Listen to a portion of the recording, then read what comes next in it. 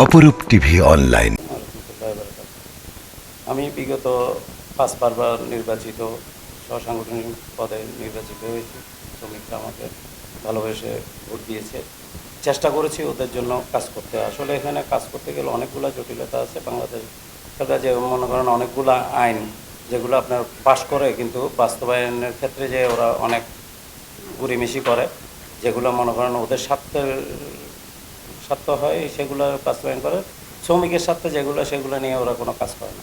তো সেগুলোর কাজ করার জন্য আমাদের লক্ষ্য উদ্দেশ্য বিগত কিছুদিন আমরা এই গত মাসেই আমরা আপনার এটা নিয়ে প্রেস ক্লাবের সামনে মানববন্ধন করেছিলাম বিশাল আকারে।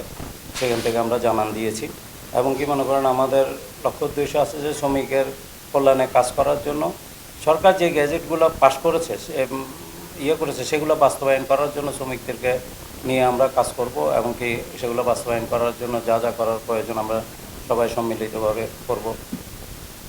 এখন মনে করেন আপনার এখানে অনেকগুলো বিষয় জটিল, যেরকম শহর আপনার যেরকম মনে করেন শহরকে যানজট মুক্ত নিয়ে বা শহর যে আপনার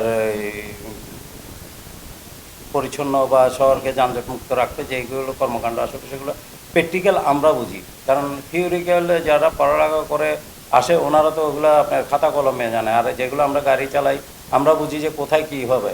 তো সেই ধরনের এখন মনে করেন আপনার এখানে চট্টগ্রামে যে গাড়ি আছে, অনেক গাড়ি পিক আপ আছে, তারপর আপনার প্রাইভেট আছে, ভাড়া চালিত গাড়ি, অ্যাম্বুলেন্স আছে, আছে গাড়িগুলো কিন্তু আপনার যেখানে সেখানে আসেই পার্কিং করা আছে, কিন্তু এগুলোর সরকার কোনো বেনিফিট পাচ্ছে না, পাচ্ছে লোকালরা বা বিভিন্ন থানা প্রশাসন বিভিন্ন অ্যাঙ্গেলে ওরা বুক করে নিয়ে যাচ্ছে। আমরা চাচ্ছি যে এটা একটা শৃঙ্খলায় চলে আসুক। এটাকে আমাদের পার্কিং হিসাবে যদি সিটি কর্পোরেশন থেকে হ্যাঁ পার্কিংগুলো যদি আমরা সিটি কর্পোরেশন যদি আমাদের পার্কিংগুলো দেয়, তাতে সরকারের একটা ফি পাবে, সিটি কর্পোরেশন একটা ফি পাবে, ওনারাও লাভবান হবে, আমাদের শহরটাও একটা শৃঙ্খলা ফিরে আসবে।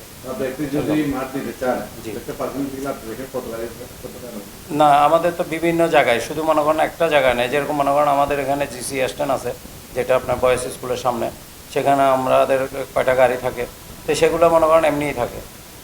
এটা প্রশাসন বা লোকাল নেতৃবৃন্দুর আশীর্বাদে। হ্যাঁ, আমাদের চট্টগ্রাম। হ্যাঁ, বা যেরকম সিটি কর্পোরেশন একটা উদ্যোগ নিচ্ছে বে পার্কিং, ওই সুবাদে এটা তা আমরা পাওয়ার কথা, যে যারা শ্রমিক সংগঠন করে সিএনজি যারা করে সিএনজি সংগঠন তাদেরকে দেওয়া হবে। যারা আমরা যারা প্রাইভেট কার 3 টন পর্যন্ত যারা private car pick up ambulance নিয়ে আসে, এগুলো ওনাদেরকে দিলে তাহলে তো আর মনে করেন আপনার যে শ্রমিকদের প্রতি বা শ্রমিক নেতৃত্বের প্রতি যেই কতগুলো কথা ওঠে সেগুলো আর এখানে আসবে না, তখন একটা শৃঙ্খলায়।